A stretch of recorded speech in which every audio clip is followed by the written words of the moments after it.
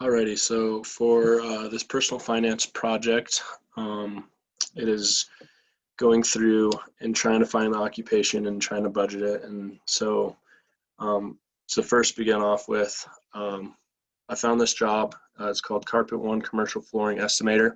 And how I was able to find this job was through a personal friend. So it says on there to go on a website and find links and all this and try to find a website to get this job. But with Carpet One, they don't put this on like ads or try to promote it much. um, Actually, on the application, I actually filled one of these out and you must be referred by someone. So a lot of these people that are in there, they want you to trust them, so you're referring them. So these are like high quality people that you're referring. um, so what it kind of looks like, what the job description is a Carpet One commercial flooring estimator is responsible for reading through blueprints and specs to estimate small to large scale commercial projects. The estimator must be able to communicate with end users and product representatives daily for successful estimate. So the responsibilities, like I said, we'll be reading through a lot of blueprints and being able to, understand what it's saying and the specifications. This will have a lot of training available on site at the job. Being able to communicate with end users, general contractors, architects, team members, and installers. So this is really key. So this is kind of how it fits into my, my degree and what I got. I got a communications degree, and it's very key to making these connections with these end users and, lenders, and drawing those connections with people to, build a trust-based relationship with them. The next thing is project and product data entry. So being able to enter this into a OneDrive so everyone in the company can see what I'm doing. If they need to go pull up a certain blueprint, they'll be able to go do that. That's really cool. There's this machine there, and you just scan the blueprint into this thing, and then I can take this pen and outline the blueprint and make the things that, or make the edits that I need to. And then when I'm done, it brings it up as a 3D version of the blueprint. So it's really cool. There'll also be ongoing product knowledge training. So they told me during the interview that they're never settling for just average. And even with like this carpet and tile, things are always changing. It's always adapting and all this. So they want us to always have product knowledge and on training site or ongoing training all the time. Another thing is administration duties. So this is just answering phones, emails, paperwork. Basically your office job. Helping them walk in traffic with product selections, assisting other people in the departments as needed. So some job qualifications. So you're going to need a little estimating experience.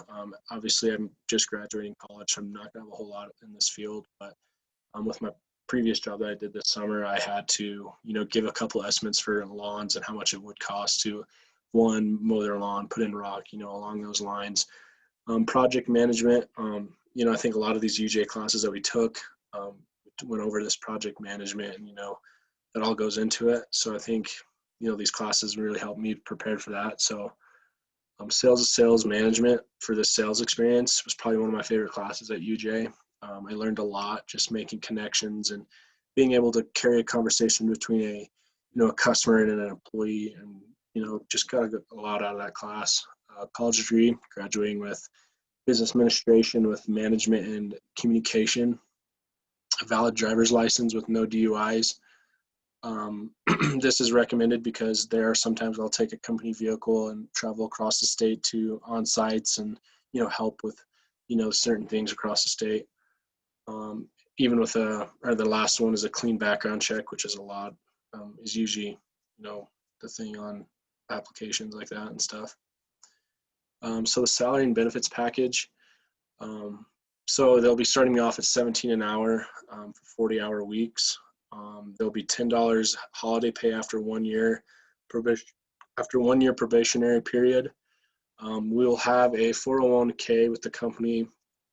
So I won't be able to have this and make contributions to it after 1 year until I'm in business 1 year.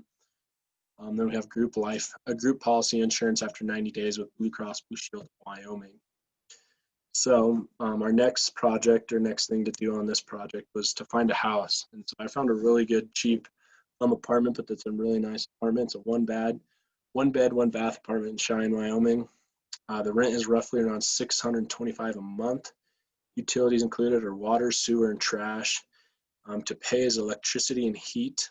Other expenses is internet, maybe even cable, but security deposit would be a $625.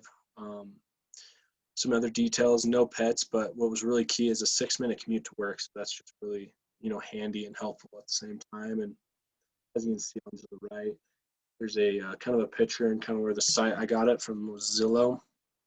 And this website was really helpful, and I thought it was really handy. So as we go on to the balance sheet, didn't have to make a whole lot of adjustments, just a few, just when we did the balance sheet early in May, I think it was. So for my assets, I have 2000 Saturn Vue.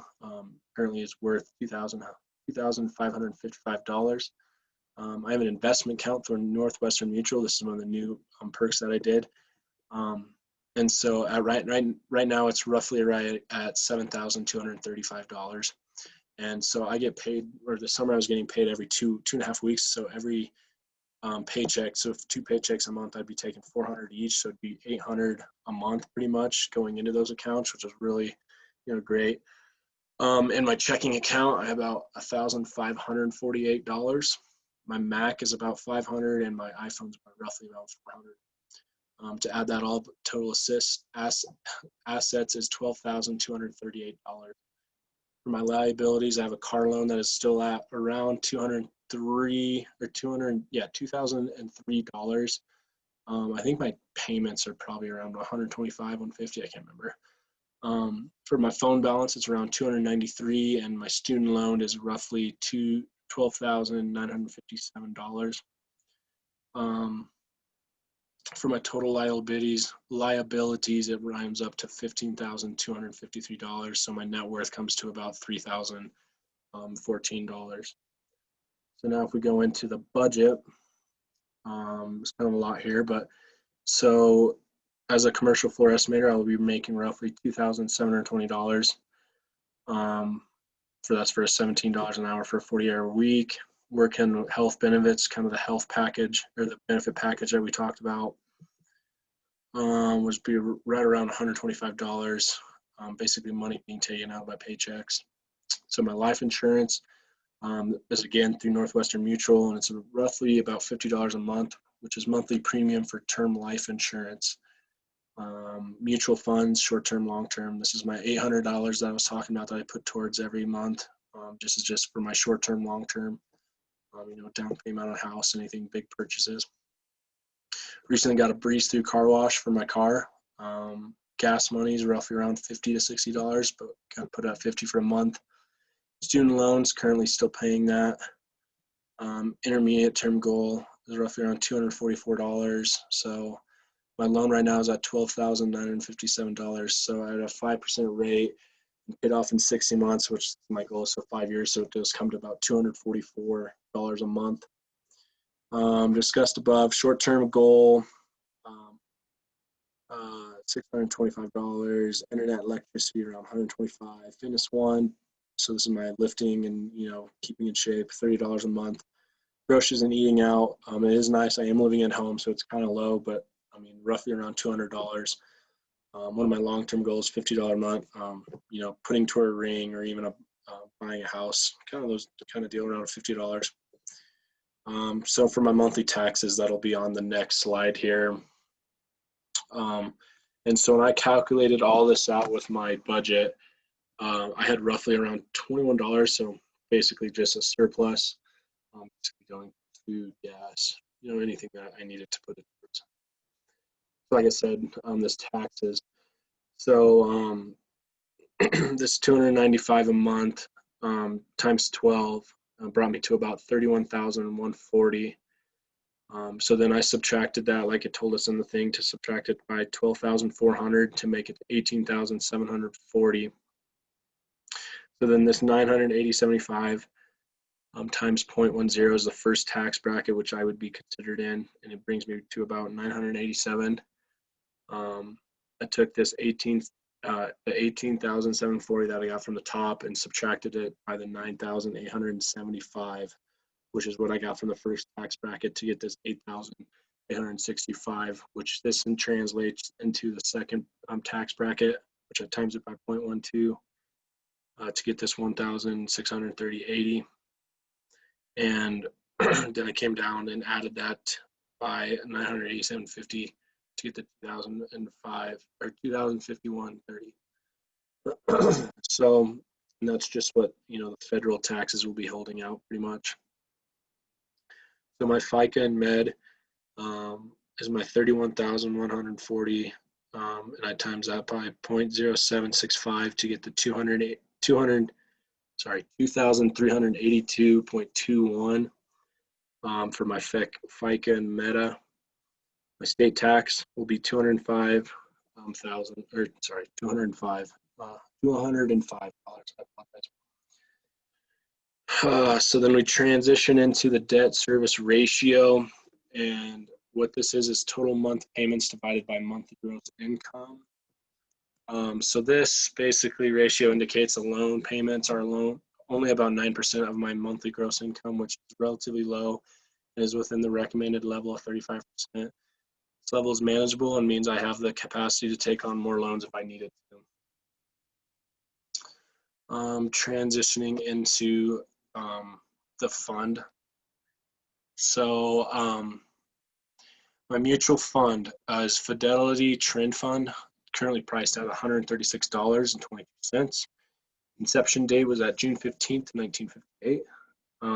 Category of the fund is a large growth, and the fund manager is Shipla Marie of Consumer Finance Portfolios with Fidelity Investments. So the reason for choosing this fund, I'm interested in this fund because it's a high growth fund that seeks growth in capital. The growth of capital, although it has a Morningstar risk rating of 3 stars, the higher the risk of this mutual fund, the higher the return. Right now I have the ability to take more risk in order to make higher returns on my retirement. So yeah, here's kind of the layout, the benchmarks and stuff. So yeah. So yeah, if you have any more questions, you can email me, but just wanted to say thank you for letting me do this project. It's kind of cool. I picked out that job that I was talking about, the commercial one. And actually today I got an email back from him and got the job offer and gave me the $17. So yeah, I just wanted to say thank you for putting this project together. I really enjoyed it. So.